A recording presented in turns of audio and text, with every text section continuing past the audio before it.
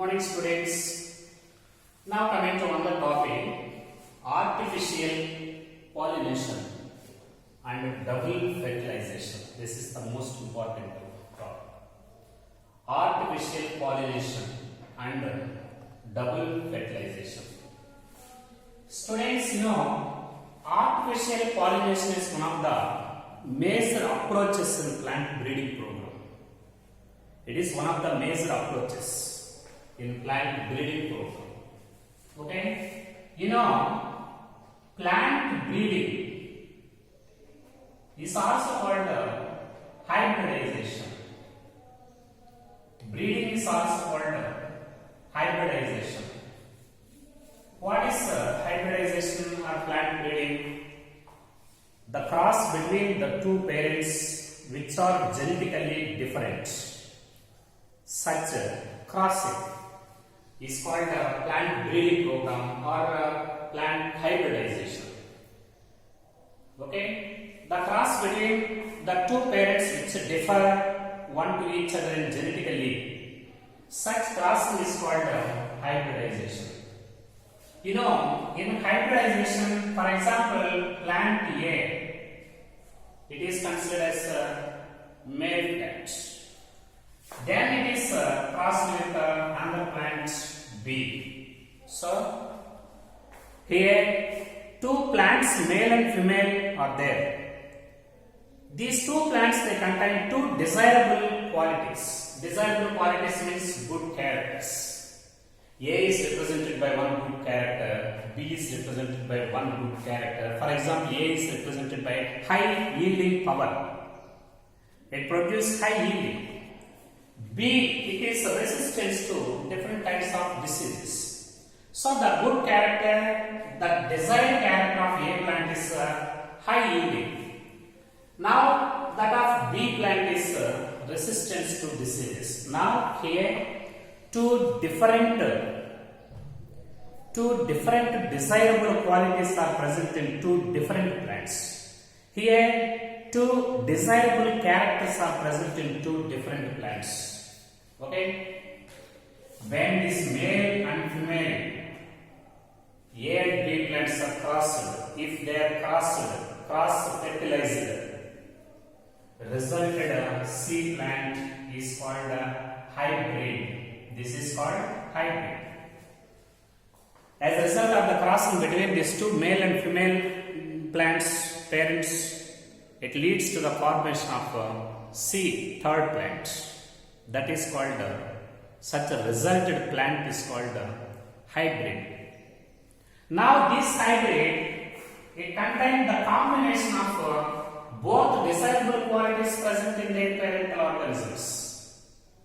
Okay, first desirable character high yielding, second desirable character of second parent is resistance to diseases. Now the resulted hybrid plant, which was created by crossing this A and B plants, resulted hybrid plant, it's a combination of both the high yielding character and also resistance power to the diseases. It contains combination of both characters. Now actually their parents, they contain only one desirable quality, but hybrids contain two desirable qualities, so that these hybrids are more better than the parental organisms. In plant breeding program, hybrids are more advantageous than their parents. Hybrids are more superior than their parents. Why they are superior than their parents? Their parents contain only one desirable quality, but hybrid contain the combination of both parental desirable qualities, so that hybrids are more superior than their parent plants. Okay. At the same time, in this process of plant breeding, there are some steps, there are some events that make the hybrid process superior, that make this process very easy.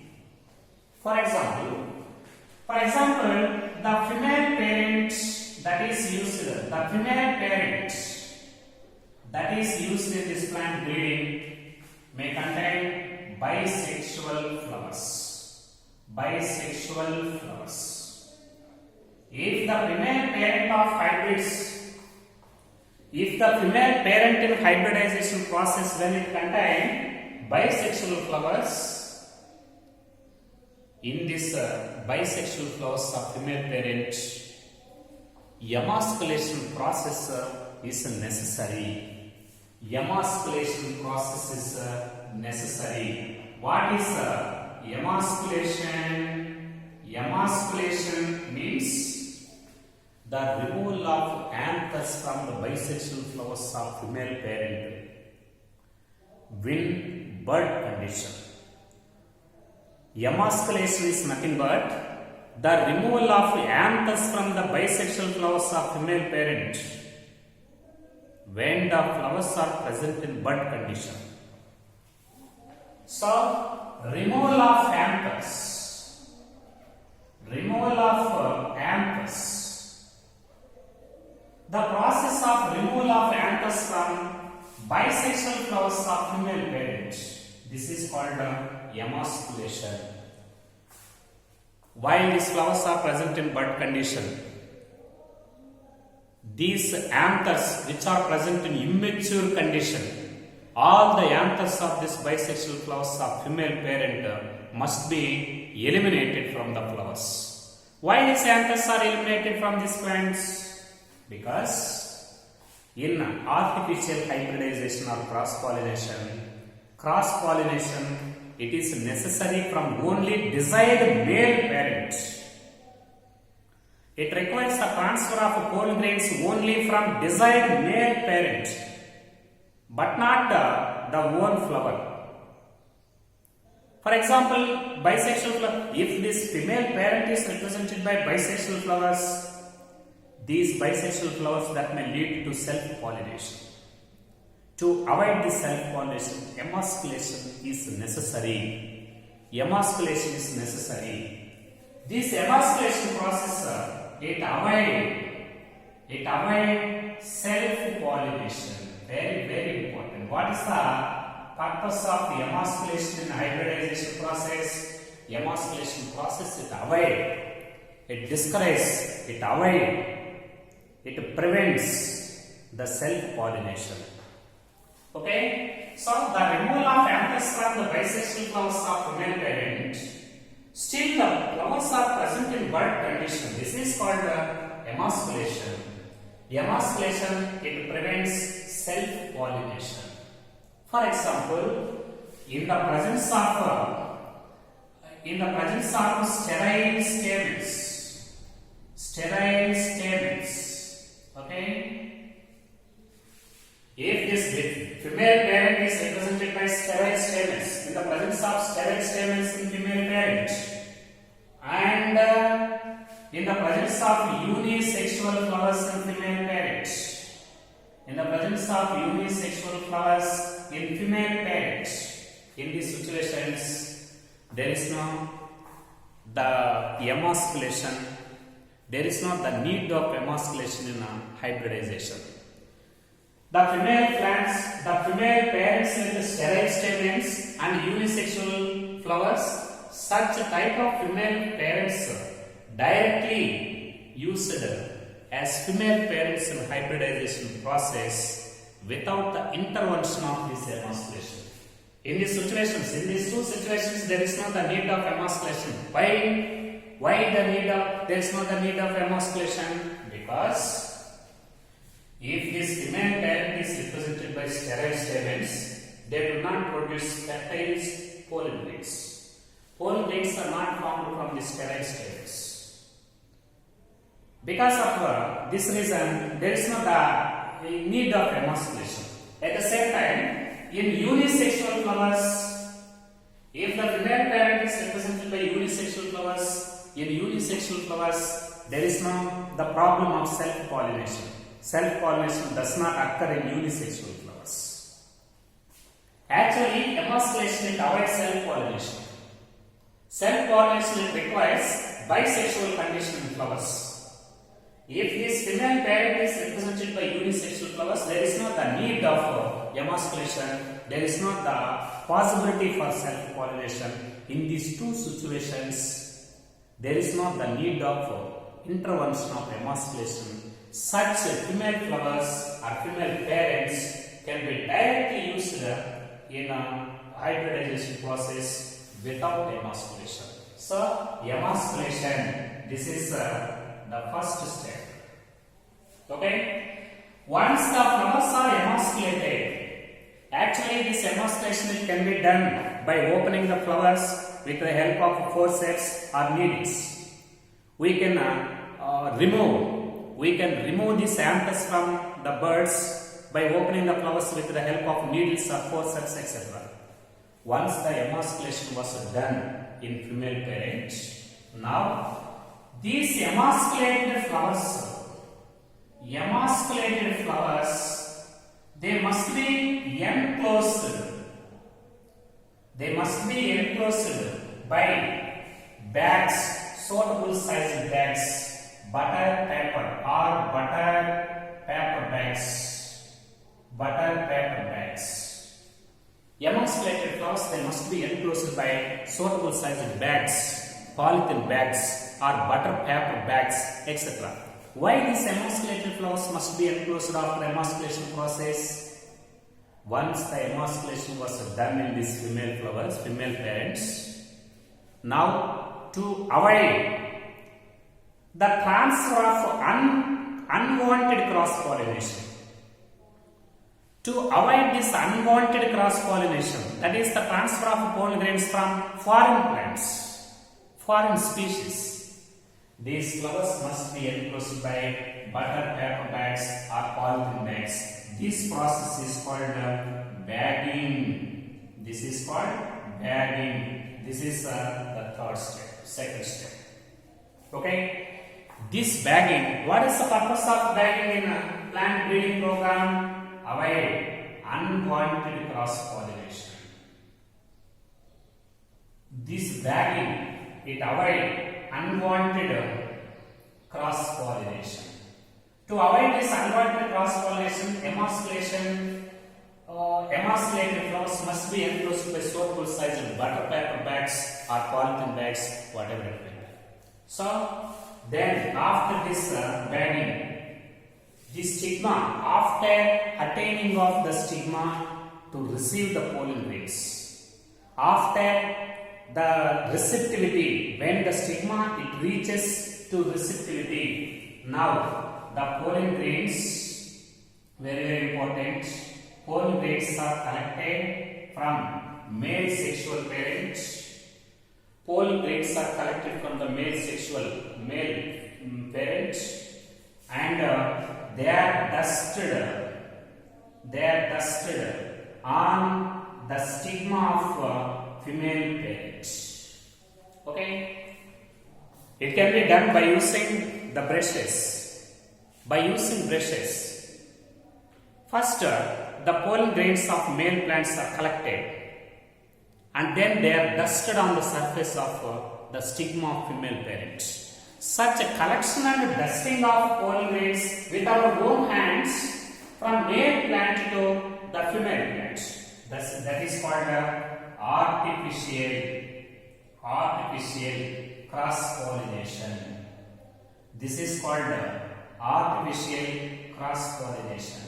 So, these collection of pollen grains from the anthers of male parent and dusting of pollen grains on the surface of the stigma of female parent with our own hands artificially. Such a process is called artificial cross-pollination.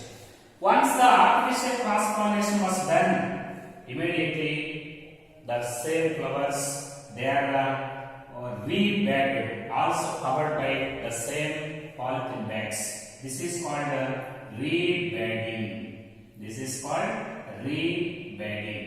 Okay, this is the plant breeding process. Very important.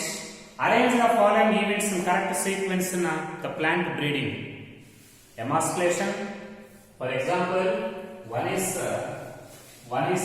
emasculation and bagging and artificial cross-pollination and re-bagging. arrange this in correct sequence in a plant breeding program. First one is emasculation.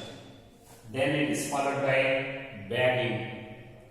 Then it is followed by, this is followed by artificial cross pollination. Then it is followed by rebagging. Emasculation, bagging, artificial cross pollination, rebagging. That is the correct sequence of these 4 events in plant breeding program.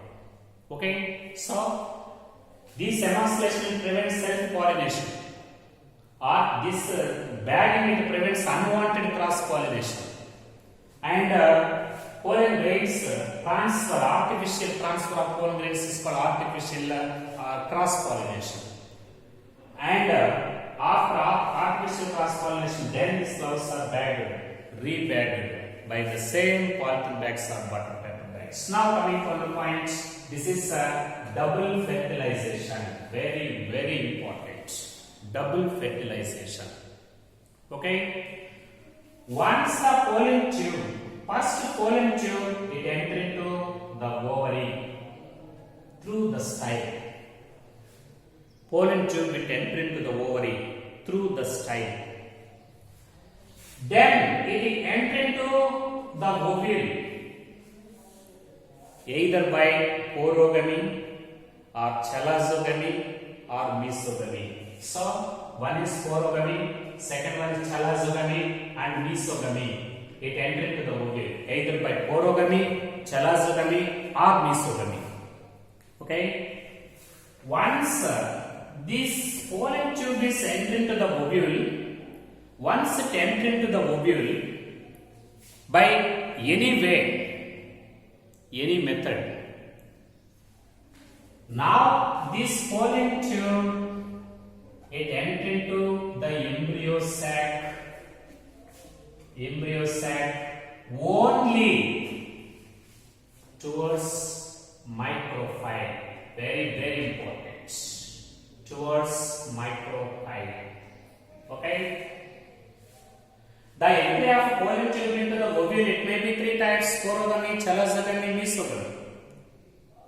Once the pollen tube is entered into the ovule either by any one of these 3 methods, the entry of pollen tube into the embryo sac it takes place only towards the micropyle by rupturing, by degenerating one of the synergid.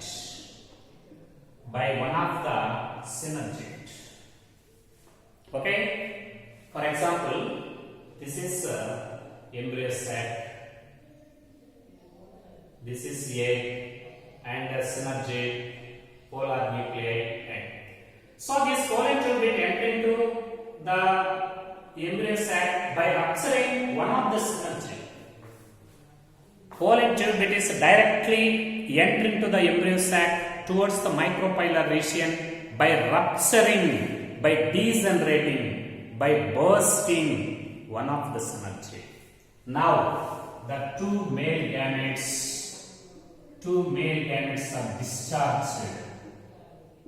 Two male gametes are discharged into the embryo sac. Two male gametes are discharged into the embryo sac. Okay, actually these 2 male gametes are discharged into the embryo sac just nearer to the egg cell by bursting the tip of pollen tube. Due to the bursting at the tip of pollen tube, the 2 male gametes they are immediately discharged into the embryo sac just nearer to the egg cell. Now, one male gamete, first male gamete, very, very important. First male gamete, it is fused with the egg cell, leading to the formation of zygote. This is called syngamy.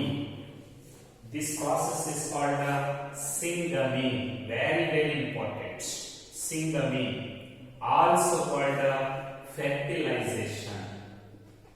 This is called fertilization. Okay.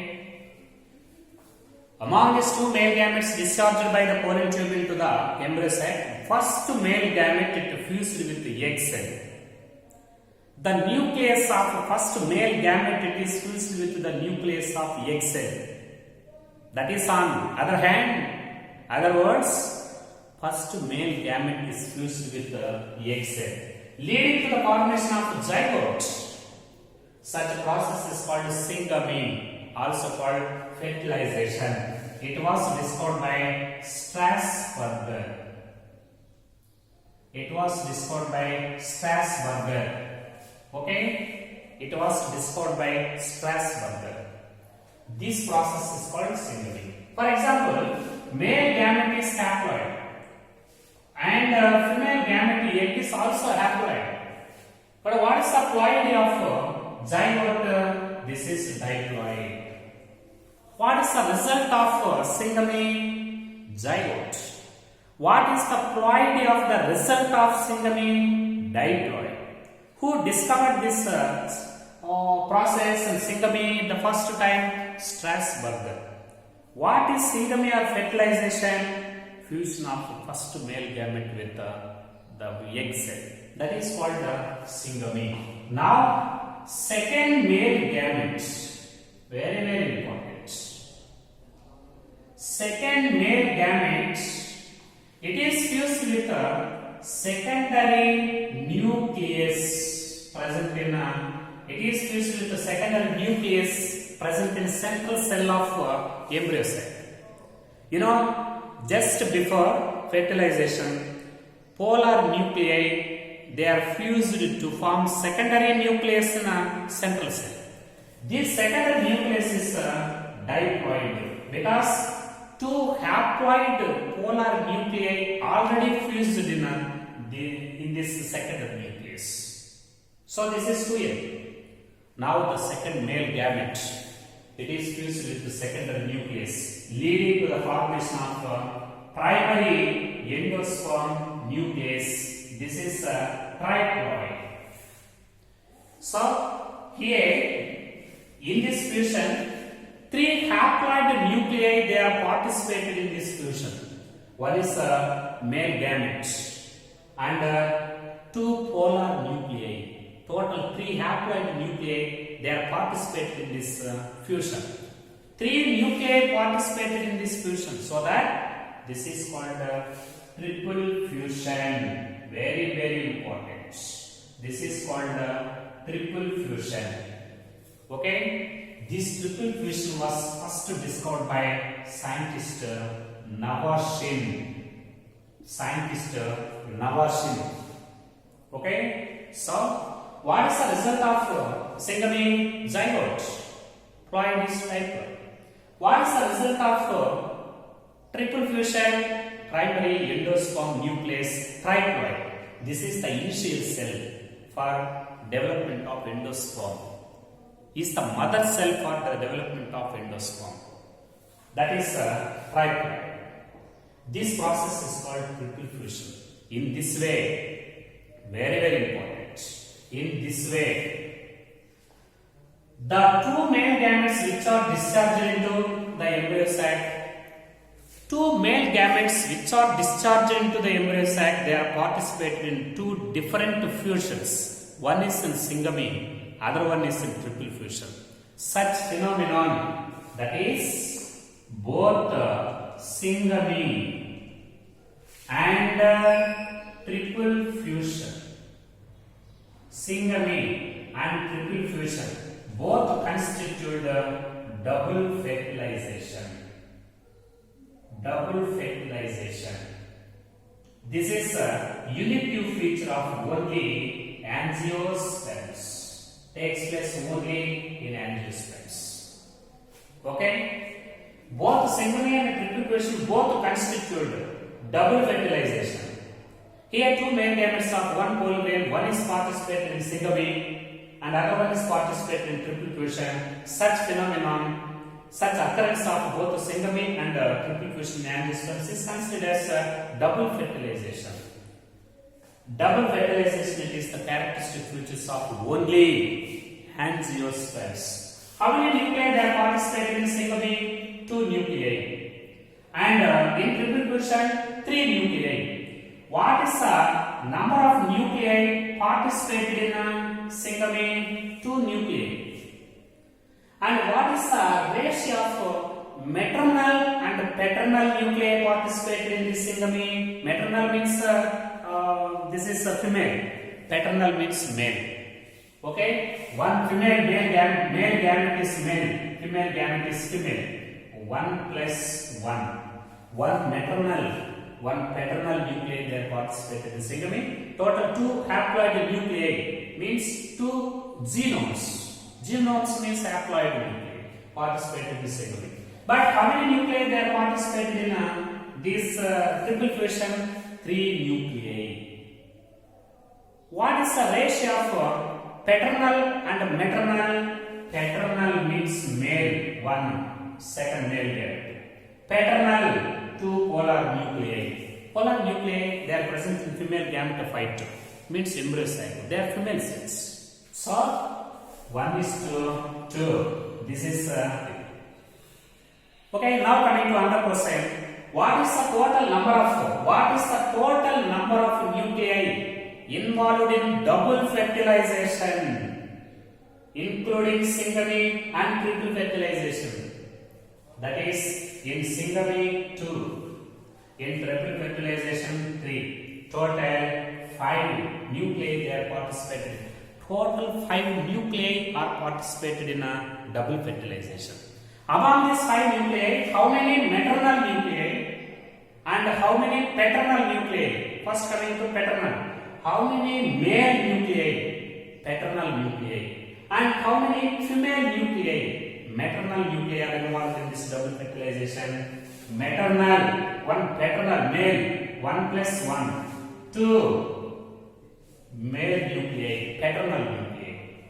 1 plus 2, that is 3 maternal nuclei. Total 5 nuclei. 2 paternal, 3 maternal nuclei they are participated in this process. Very, very important. Students, now coming to one of the objective question. This is embryo sac. It is represented by 7 cells, 8 nuclei. Okay. How many nuclei they participated? How many nuclei in embryo sac they contribute in double fertilization?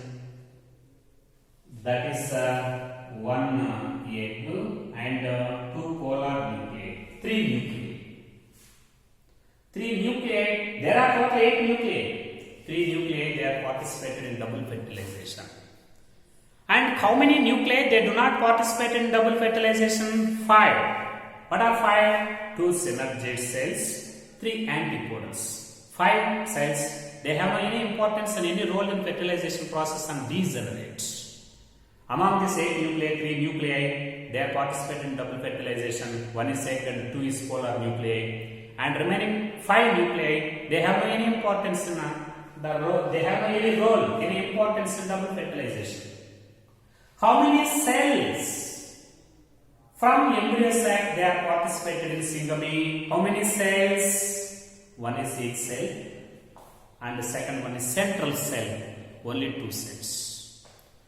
What is the ratio of the cells and the nuclei from embryo sac participate in double fertilization? 2 cells, 3 nuclei. That is the most important objective.